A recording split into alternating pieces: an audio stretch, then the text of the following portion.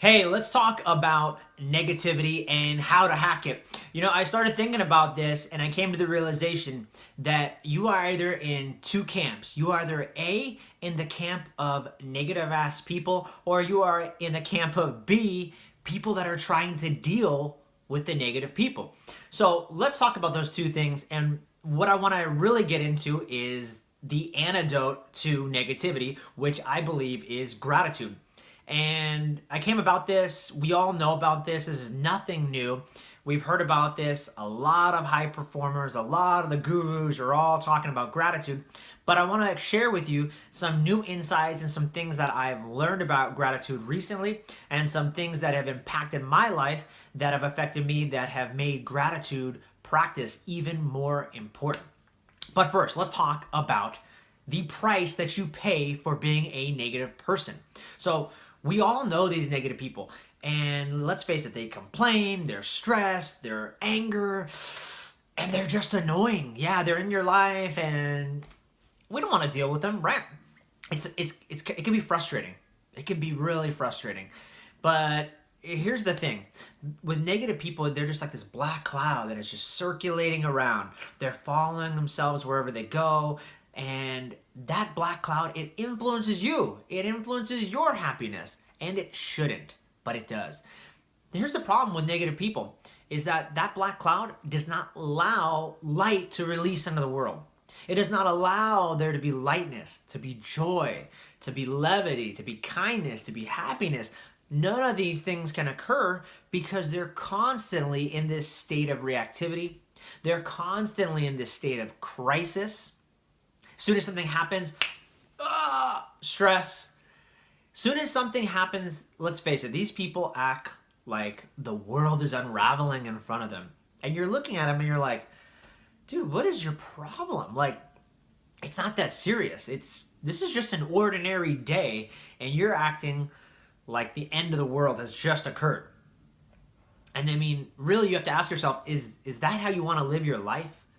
Is that how you want to live, always feeling in this hyper reactive state, always feeling like someone is about to wrong you or about to treat you wrong?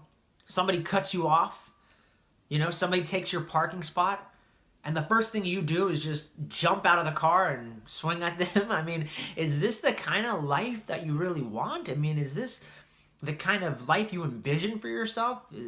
I doubt it. So that's the price that we could possibly pay for having this negative mindset. Now let's also talk about gratitude. And let's talk about the science behind gratitude and why if you don't have a gratitude practice right now, you need to get one. Okay? So people that have taken on a gratitude practice or that are regularly practicing and being moved by gratitude, they've been shown in numerous studies to have better sleep, a more willingness to accept change.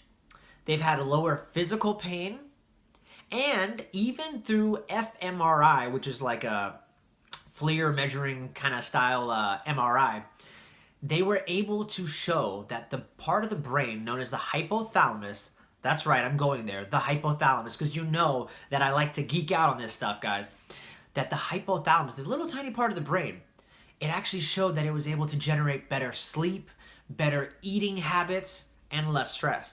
Now, who wouldn't want all those things if all you had to do was a simple practice of gratitude?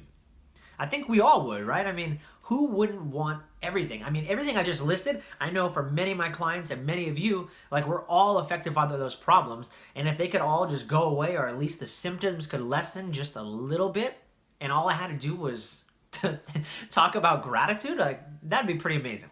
So here's another concept I want to delve into, and let's talk about this. It is not about you. So often we feel like it is. And the best way I can explain this is, do you guys know people around you that are religious or they go to church regularly?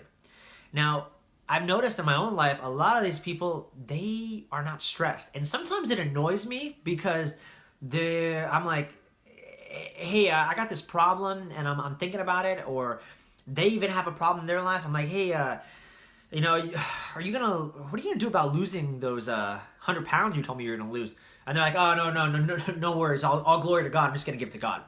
And you're like, I don't know about that. I mean, think you should probably look into this problem. If you want to lose weight, you probably should not always give it to God. But here's the interesting thing behind that when you think about it. These people are just less reactive. They're less stressed because they give up their stress. They give it away to another person. And that's kind of cool. And a lot of us don't even go there. We just stay in this, oh, I got to deal with this problem. I'm stressed out. I. And we start to just feel in the state of overwhelm. We're stressed and nothing gets done and we just melt. And so you got to give it up. You got to think, even if you're not a religious person, I'm not suggesting you become one, but just thinking about like a higher source other than yourself. Like, you know, you forget that the air you're breathing today. You forget about your heart pumping. You forget about your legs moving. You forget these simple minor things every day, and you forget that you didn't create any of these things. It was a gift. It was given to you. And you just take advantage of it every single day. You just go through your life and you don't even know it. You don't even recognize it. So developing some awareness around just these minor things that we take for granted, man. It's just amazing. It's just so amazing. You know, not too long ago, I was in a car accident. A car just T-boned me.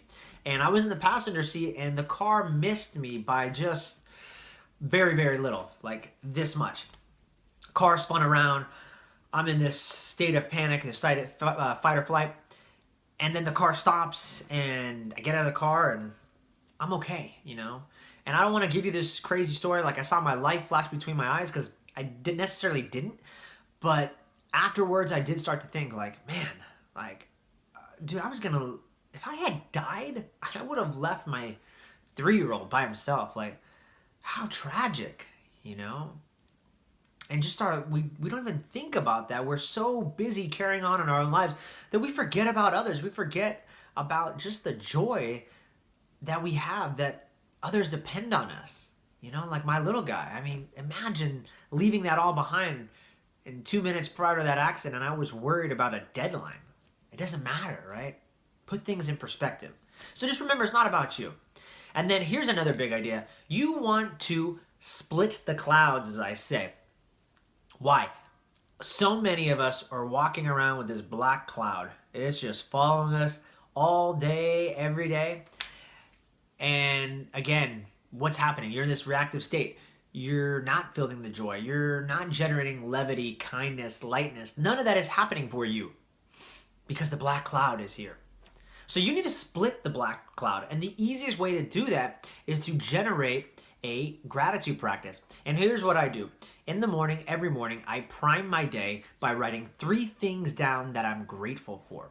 And what this does is by me writing it down, I'm setting intention to what I am grateful for. I'm pausing in the moment with my gratitude. What am I grateful for?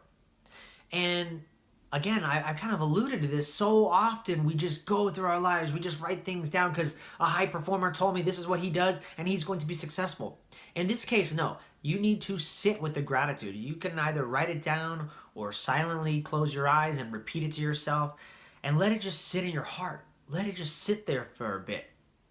And then you want it to just penetrate your heart. You want it to feel that gratitude all through your body and then feel it leaving, feel it going outward, feel the gratitude going towards others, spreading that idea of kindness and joy, moving around the world to others. That is what you want to do. Again, it's so easy to just move through our lives so fast and not take a second to just pause and reflect. And that's what I'm doing by this practice.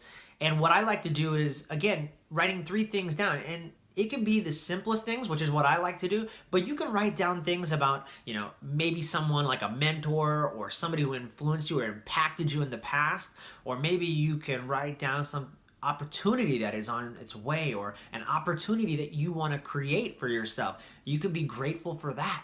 But I like to do simple things, just like, hey, I'm grateful for morning coffee. I'm grateful for my 6 hours of sleep. I might be grateful for 4 hours of sleep. I'm just happy that I slept and that I woke up the next day.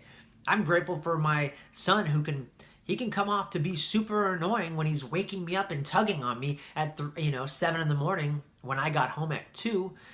But man, I'm grateful because a night prior, that might have not happened.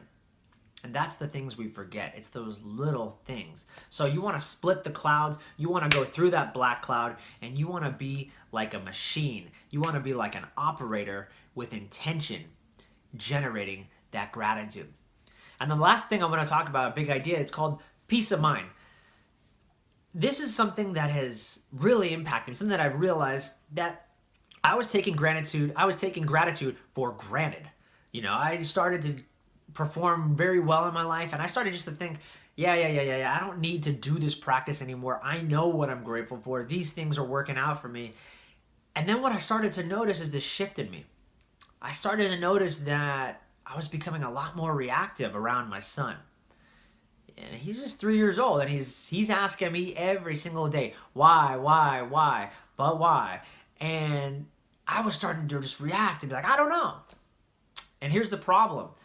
I forgot the joy of who he is. I forgot that, you know what? He's just being curious. That's it. That's all he's doing. And I started to take it like personal. I don't know why? And I don't know. I don't know the answer, son. Why do you keep asking me? But he's just being curious. He's 3. And I started to look back at my life, and I started to realize, what were some things that I was doing that I'm not doing right now? Why am I so reactive? And it started to dawn on me, I had given up my gratitude practice. I wasn't priming my day with gratitude. So then when crisis started coming my way, or problems, I was becoming instantly triggered. The black cloud was already overhead, waiting.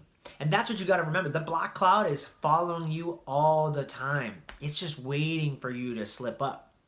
So if you're primed, if you're ready, if you've done your gratitude practice, it's easy to split through the clouds. And that's the issue, is that we forget you have to practice this. You have to be intentional. You have to generate gratitude. It's like a muscle. You can't just think that if you don't go to the gym and work this practice out, that you're going to be grateful, that you're going to be like the Dalai Lama, like you're going to be some Zen monk. You don't just get that way just because you think like, yeah, that's the way I should be. It doesn't happen that way. You don't just get peace of mind. You think about people like the Buddha or the Dalai Lama, like these guys spent years and years and years sitting on a mountaintop, meditating for years to become enlightened. And you're not putting any effort in. You're just reacting to the things that are coming in your life, like paying the bills, dropping your kids off, going to work, cooking for your family. And don't get me wrong, all those things are super, super important. And we're not the Dalai Lama. We don't have 20 years to meditate. We've got to figure out little practices every single day that we can put into practice just so that we can live and feel like we're fulfilled in life, feel that we're happy and we're satisfied. So I am advocating for all of you to start a gratitude practice. And one of the easiest things you can do is you can go out and you can buy something. It's called the 5-minute journal. It's like $20. It is amazing. There's a whole bunch of other gratitude journals out there. Find one, pick one, implement it, or make up your own. But just do it and do it regularly. And then 30 days, come back and tell me, hey, how do you feel? Did it work? Do you feel less reactive? I have a feeling that you will. So check it out. That is it for this week on how to hack negativity. I will catch you next week. Ciao.